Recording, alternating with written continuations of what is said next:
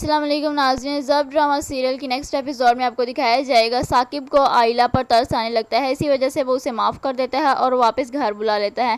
عائلہ گھر آنے کے بعد سب کو نظر انداز کر کے صرف اور صرف اون کا خیال رکھنے لگتی ہے۔ یہ دیکھ کر کے گھر والے حیران رہ جاتے ہیں، خاص طور پر شمسا کی تو آنکھیں کھلی کی کھلی رہ جاتی ہیں، کیونکہ عائلہ پوری طرح بدل چکی ہوتی ہے۔ وہ اون کے لیے وقت پر کھانا بنا دیتی ہے، اس کے کپڑے پریس کرتی ہے اور جب اون آفس جانے لگتا ہے تو اسے دروازے تک چھوڑنے بھی جاتی ہے۔ عائلہ کا بدلا ہوا رویہ دیکھ کر بی جان بہت خوش ہوتی ہے۔ ثاقب بھی حیران رہ جاتا ہے، جو اپنی بہن سے مذاق میں کہتی ہے کہ تمہیں اون بھائی سے محبت تو نہیں ہوگی، لیکن عائلہ کسی بات کا جواب نہیں دیتی اور چپ چاپ اپنے کام میں لگی رہتی ہے۔ یہ سب دیکھ کر شمسا عائلہ سے کہتی ہے، تمہارا دماغ ٹھیک ہے؟ تم اون کی خاطر یہ سب کچھ کیوں کر رہی ہو؟ عائلہ کا جواب سن کر شمسا عائلہ کہتی ہے، جیسا بھی ہے میرا میاں ہے، وہ اس کا خیال رکھنا میرا فرض ہے۔ یہ سن کر شمسا بالکل خاموش ہو جاتی ہے۔ جب یہ بات رملا اور شامی تک پہنچتی ہے تو دونوں بہت پریشان ہو جاتے ہیں۔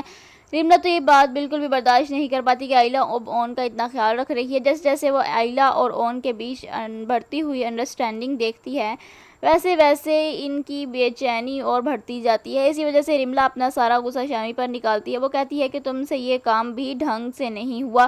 تمہیں پتہ ہے عائلہ کتنی بدل چکی ہے؟ وہ اون کے لیے کھانا بناتی ہے، اس کا خیال رکھتی ہے۔ میں تو اسے دیکھ کر حیران رہ گئی، جس کی نظروں میں اون کی کوئی حیثیت نہیں تھی، وہ اچانک کیسے بدل گئی؟ جاؤ پتہ لگاؤ کہ آخر ایسا کیا ہوا ہے۔ شامی کہتا ہے کہ میں کیا کروں، عائلہ تو میری شکل دیکھنا پسند نہیں کرتی، میں کچھ نہیں کر سکتا۔ یہ سن کر رملا اور زیادہ غصے میں آ جاتی ہے اور وہ شامی کو خوب بھڑکاتی ہے تاکہ وہ جذبات میں آ کر کوئی بڑا غلط قدم اٹھا لے۔ شامی آخرکار رملا کی باتوں میں آ جاتا ہے، لیکن اس بار اس کا ارادہ پہلے سے بھی زیادہ خطرناک ہوتا ہے۔ ایک دن عائلہ گھر کے باہر کھڑی ہوتی ہے، شامی اسے اکیلا دیکھ کر سمجھ جاتا ہے کہ یہی سب سے اچھا موقع ہے۔ وہ فوراً عائلہ کو زبردستی اپنی گاڑی میں بٹھا لیتا ہے اور تیزی سے وہاں سے نکل جاتا ہے۔ عائلہ اسے روکنے کی بہت کوشش کرتی ہے، لیکن کامیاب نہیں ہو پاتی۔ وہ جلد بازی میں اون کو فون کرنے کی، لیکن شامی پہلے ہی اس کا موبائل چھین لیتا ہے۔ موبائل گاڑی میں گر جاتا ہے۔ اون فون پر دونوں کی باتیں سن لیتا ہے اور فوراً ثاقب کو بتاتا ہے کہ شامی عائلہ کو زبردستی اپنے ساتھ لے گیا ہے۔ یہ سنتے ہی ثاقب بھاگتا ہوا فاروق کے پاس جاتا ہے اور کہتا ہے کہ اگر میری بیٹی کو نہیں چھوڑوں گا تو، لیکن فاروق اکڑ کر جواب دیتا ہے، اگر یہ سب جھوٹ نکلا تو ثاقب اس کی بہت بھاری قیمت تمہیں چکانی پڑے گی۔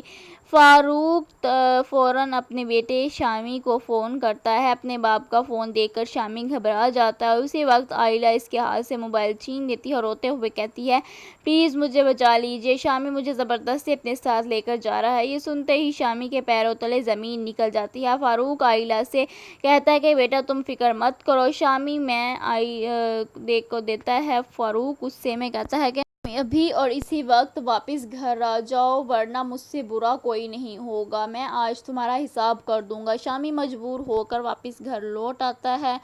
گھر کے باہر اون، ثاقب اور فاروق پہلے سے کھڑے اس کا انتظار کر رہے ہوتے ہیں۔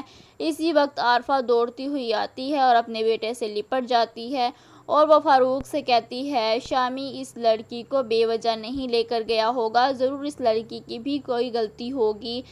عارفہ جو ہے وہ اپنے بیٹے کی سائیڈ لے رہی ہوتی ہے، لیکن اس بار فاروق کا صبر بالکل ٹوٹ جاتا ہے۔ وہ عارفہ کے منہ پر زوردار تھپڑ مارتا ہے اور کہتا ہے، یہ سب تمہاری وجہ سے ہو رہا ہے، اگر تم نے تھوڑی عقل سے کام لیا ہوتا، اپنے بیٹے کو تھوڑی عقل دی ہوتی تو آج یہ دن کبھی نہ دیکھنا پڑتا۔